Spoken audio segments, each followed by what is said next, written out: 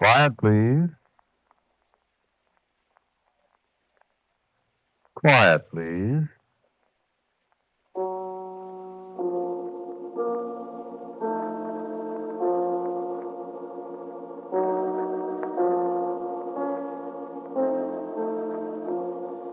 The Mutual Broadcasting System presents Quiet, Please, which is written and directed by Willis Cooper and which features Ernest Chappell. Quiet, Please for tonight is called Vahine Tahiti.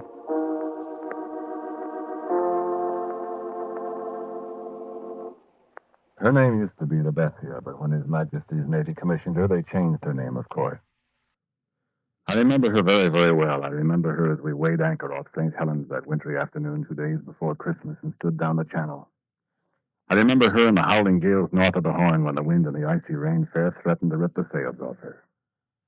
I remember her in the flat calms of the Southern Ocean, too, with the sun starting to tar from her deck seams and 45 men, officers and able seamen and cooks and gardener and all, panting for breath between the two tropics. And I remember her burning, a broken and looted wreck on the beach far below at 120 west longitude and latitude 25 south. And I hark back to the dismal December day when the voyage began. If I could have known what lay ahead, I'd have jumped overboard, I would, in that tempestuous sea, and I'd have gone back somehow to a lighterman's life on the River Thames. Never seen Tahiti or Tupua. Or maybe I wouldn't have. Maybe I'd have stopped aboard anyway, as I did. I'd be here just as I am now, the last man.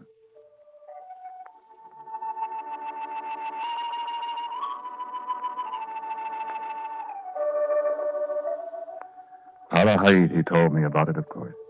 Else how would I know why we came to Tahiti? And father. Tahiti led his wife to me all these long years on this lonely place. It was the women, of course.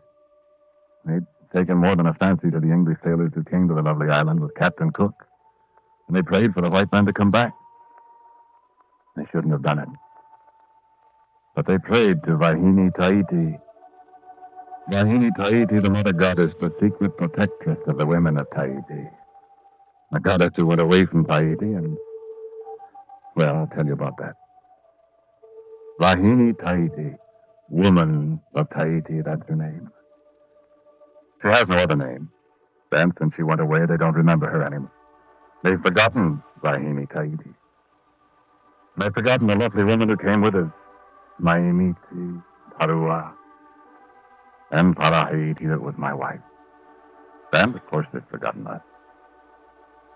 Parahiti told me how the women met and prayed and sang at the hidden marae under the hillside, the temple of volcanic rock the men didn't know about.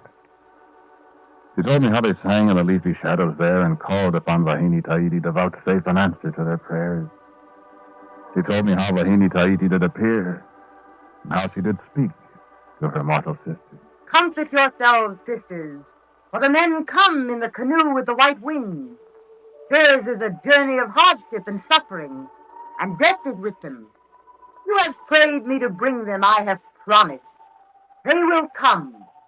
Even at this moment, the great canoe spreads its wings and defies the storm as its master looks across the world of the waters to Tahiti.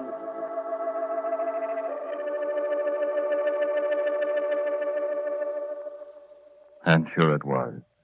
For I reckoned back the day Vahine Tahiti spoke to the women. And it was the 23rd of December, 1787, 2 days before Christmas. And moreover, she spoke of the other great war canoes that lay at anchor and how they made solemn sounds with their great guns. And I remembered how the other ships did salute us with cannons as the little 90-foot transport stood down the brawling channel away from them. Parahiti told me how the goddess spoke of the tyranny of the captain to his men. And I remembered, too, what I'd heard with my own 2 ears, the captain bellowing to Samuel the clerk. See here, Mr. Samuel. The issue of the provisions. I have no complaint from you about the qualities of provisions I've laid in, and I have no complaint furthermore from any man of the crew here. For if I do, I'll have the man trussed up in concert here, Mr. Samuel, and we'll see the color of his blood under the cap. And that applies to you, Kosher. So give me none of your fool's argument. Salt, hard, and weevily biscuits for sailorman's lot, and they'll like it. And so will you, Mr. Samuel. Do you hear me, sir?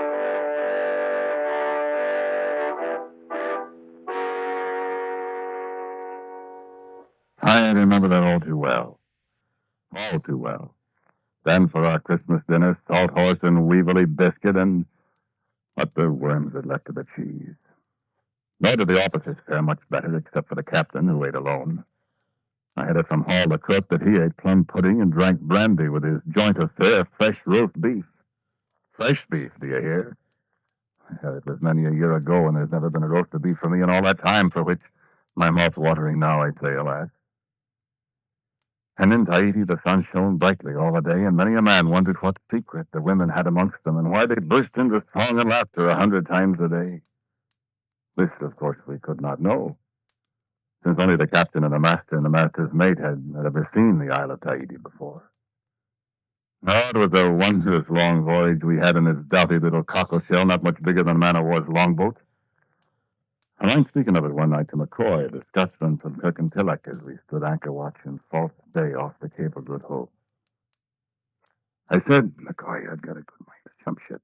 Look, I'd do it myself, Smith. Again, there was a chance of getting ashore without being gobbled up by the sharks. And I believe if we passed the word, there'd be more than us to try to beach. No, I thought I would boggle at nothing at all in the way of food, man.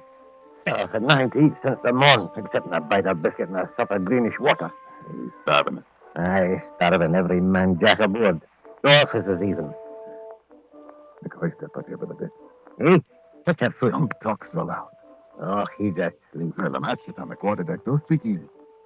You're the one that wanted to speak. And so I will. Hey, Mike. Have you heard the talk? I've heard nothing but talk as long as I've been aboard this hooker. Yeah. Aye. What kind of talk? Oh, he'd never a British seaman going a voyaging without grumbling, though he had come there 3 times a day. Yeah, this is past the mere grumbling stage. So I hear. Oh, do you know? Have you heard aught? Aye. I have. And I don't like it. Look. how do you like being starved in and beaten, being at the mercy of that brute of a man up? The captain, you mean? Obviously. I've served time under more than a few captains of His Majesty's Navy. I thought I'd met some rare, hard men. But this one, this one's the devil straight from hell. And one day, Well, one day. may have someone will send him back to the place whence he came it. What? What did you hear? I thought I heard someone laugh. There's nobody on deck. It's a fire back in the quarterdeck. Ah, no, Smith, it wasn't his fire. Oh, well, then who? Yes. I could have sworn it was a woman laughing. Out there in the black darkness beyond.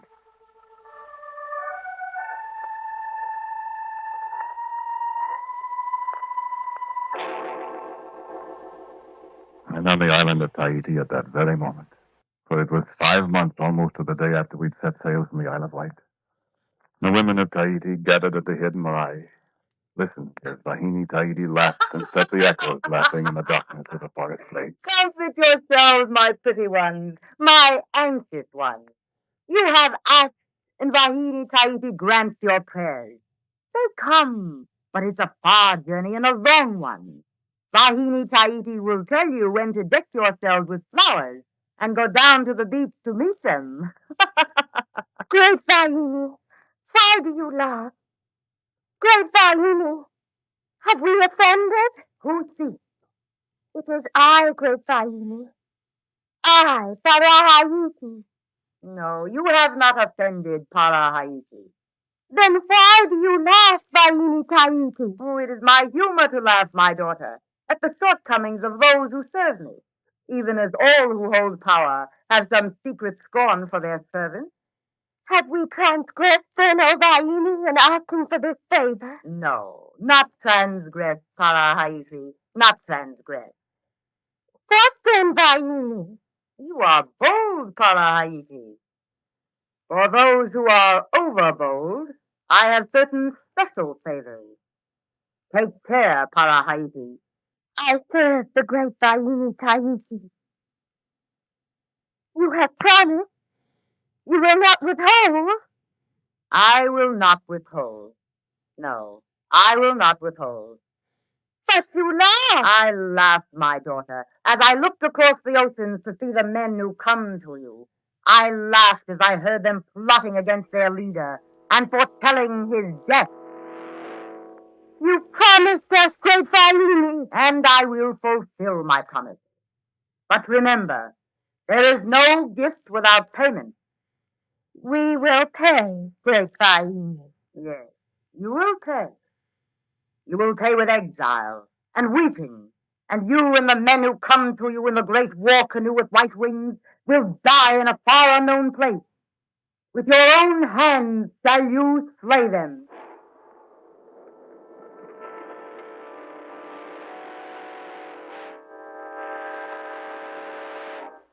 This, Tahiti told me long years after the prophecy had come to pass. She told me how she fell on her knees and implored the goddess to spare them. She told how after a long silence the goddess laughed again at them and gave her word that one at least of the women would be spared to live forever.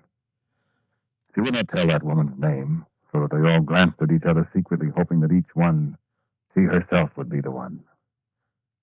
The fate of certain white men was also set and sealed with the seal of Vahine Tahiti.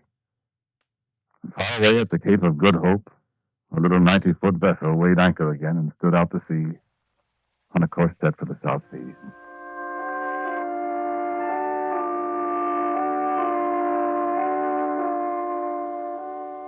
And on the 20th of August, 1788, a cold, early spring day, we dropped anchor in Adventure Bay in Van Diemen's Land. And we were a lean and tattered crew. The captain had driven us hard and flogged us, starved us, and held us to our course through storm and calm under the whiplash of his voice for 9 long months. But I remember another night after we'd put out from Adventure Bay on the last leg of our voyage to Tahiti. How McCoy and I stood again at the wheel with only the tiny lights from the binnacle flickering before us, whispered together again. He's no man, Mr. A beast. He deserves to die like a beast. I'll take care, man. Aye, I'll take care. But I tell you, miss, when we get to Tahiti, What do you do? oh, I'm gonna jump ship, man. You hang it. If they catches me, and perhaps he won't catch me.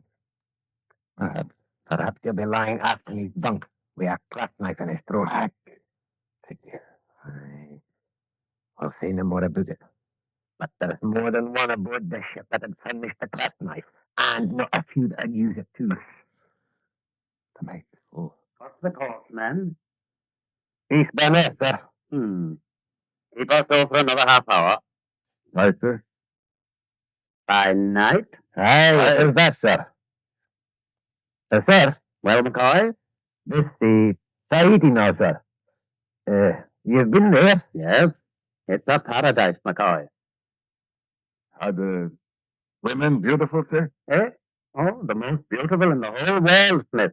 And do they have plenty to eat, sir? Unlike us, they do, McCoy. Aye, so. And there'd be hills and jungles too, sir? Oh, yeah. And where a man might never be found if the needy people with the, let's see, take a liking to him? Well, they're very friendly people, McCoy. A man who jumps ship might be able to elude capture. Oh, I didn't say anything about jumping ship, sir. But it isn't a good idea to murder the captain of one of His Majesty's ships. Sir, I was just thinking aloud, McCoy. Sir, McCoy didn't mean that. He was just thinking. I don't know what you're talking about, Smith. Here, you men hungry? Oh, thank you, sir. Thank It isn't much, but... Sir, you've never starved. Haven't I? Well, just be careful, men. We're sorry, 7 bills. Strike it. Aye, aye, sir. And remember, you'd never see England again. Scotland, sir. Kirkintilloch, hard by Glasgow. I'm from Cumberland myself. I wonder if ever I'll see Melanchthon again.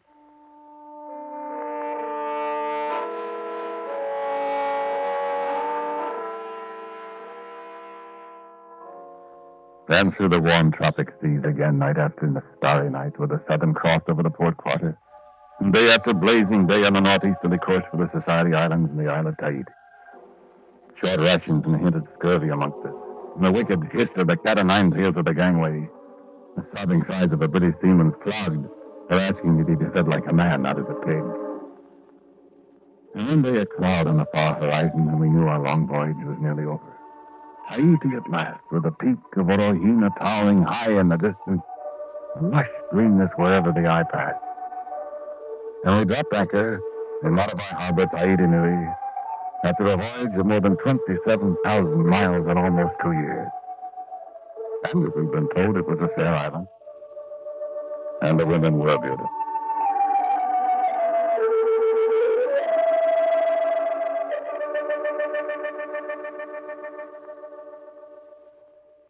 Let me pass over the labors we performed at Tahiti, bringing aboard the breadfruit trees we set out for to fetch them to the West Indies.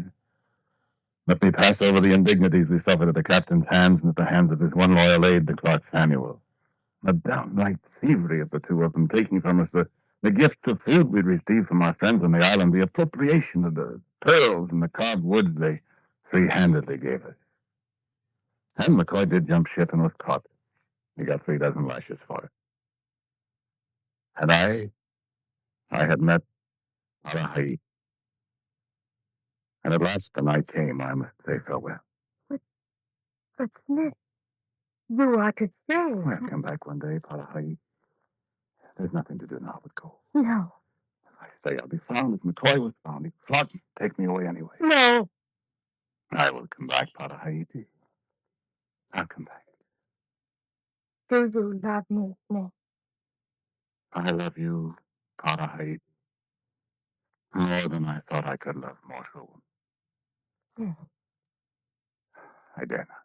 She promised you would stay. Who promised? Oh, Vahine Tahiti, what have you done to your children? Vahine Tahiti, you have lied to us and deceived us. You have denied us, Vahine Tahiti. Oh, great Vahine, we hold you to your promise. Give us our men, the men from beyond. And there was a great clap of thunder, then the spirit fell down. I heard the sound of a distant voice speaking in a strange language. And again the voice of Tahiti as she turned to me in the starlit darkness and spoke again. Go. Go, my husband, and come back to me. Vahine Tahiti has gone. And below the shouts of the men calling to me to hurry lest I miss the last boat to the homeward bound ship.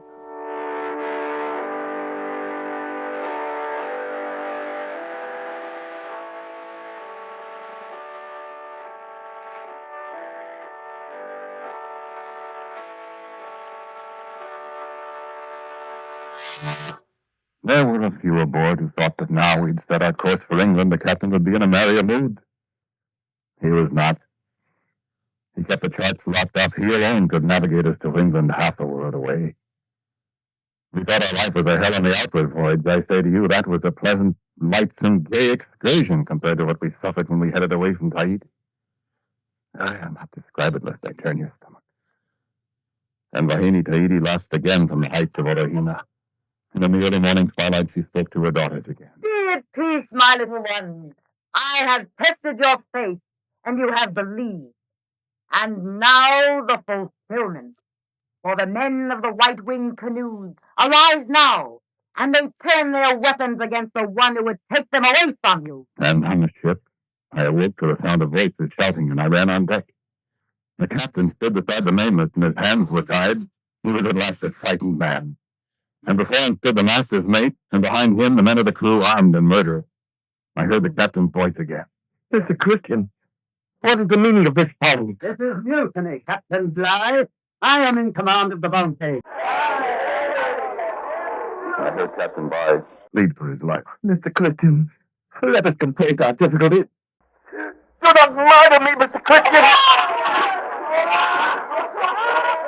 And I heard Fletcher Christian answer him sternly. Captain Bligh, you've forfeited your life 1,000 times over. I saw at last the ship's launch hoisted over the side.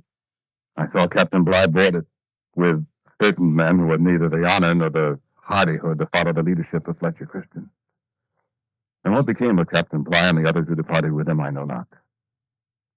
For we never saw him again.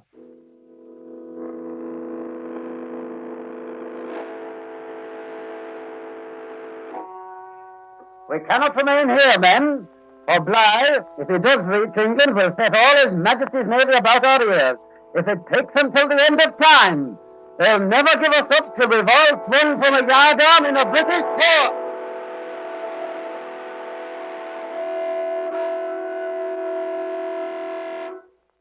And though at long last the promise of Vahine Tahiti was fulfilled, she had pulled us from our native lands to the Isle of Tahiti Nui. And now the women who had won it as their prizes set sail with us, never to see their own island again as long as they lived. 9 men from the Bounty, 6 men from Tahiti for 7, 9 women of Tahiti. And we sailed away to Pitcairn's Island. For a time they prospered, and the memory of the Vahine's price for her favor had almost faded. The 15 men, 9 women, a fatal number. Love, jealousy, hatred, murder. First the Tahitian women, first the Tahitian men, then one by one the Bounty's men. Such a Christian, the master's mate. Mills, the gunner's mate, gentle William Dunn, the gardener, who had never before sailed the seas. McCoy and Quintal and Williams and Martin, the able seamen. I alone was left of the Bounty's crew. And at last, Tahiti told me of the Vahine's prophecy. How we should all come to death at the hands of the ones from Tahiti. How all the women too should die, save one.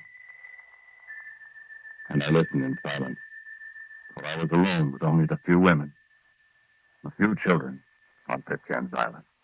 And so the prophecy is nearly fulfilled, Smith, as I have told you. So that we know not who is the one of the women to live forever, as Vahine Tahiti promised. And as she spoke and fell silent, I saw a change come over this woman, this Tahiti, my wife.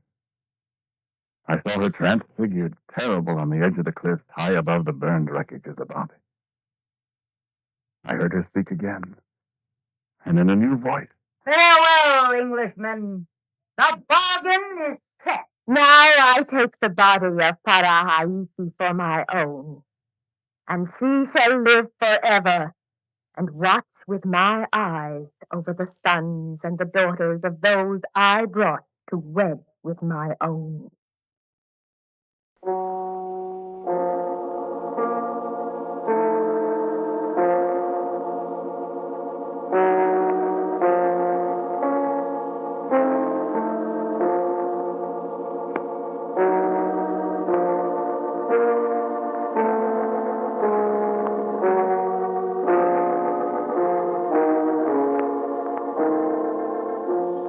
The title of tonight's Quiet Place story was Vahine Tahiti. It was written and directed by Willis Cooper. And Alexander Smith, the man who spoke to you, was Ernest Chappell. And J. Pat O'Malley played McCoy, Roy Irving was Fletcher Christian, and Charles Penman was Captain Bligh. Tahiti was Tarita Bauer, and Vahine Tahiti was Harriet Priestley. Music for Quiet Please is played by Albert Brooks. Now for word about next week, here is our writer-director, Willis Cooper. Characters in tonight's story really lived, as you well know. The events in the story might have happened, or they might not. Alexander Smith actually was the last survivor of the Bounty, but he told many conflicting stories of what had actually happened. Next week, our Quiet Please story called As Long as I Live. And so until next week at the same time, I am quietly yours, Ernest Chappell. This program was heard in Canada through the facilities of Canadian Broadcasting Corporation. This is the Mutual Broadcasting System.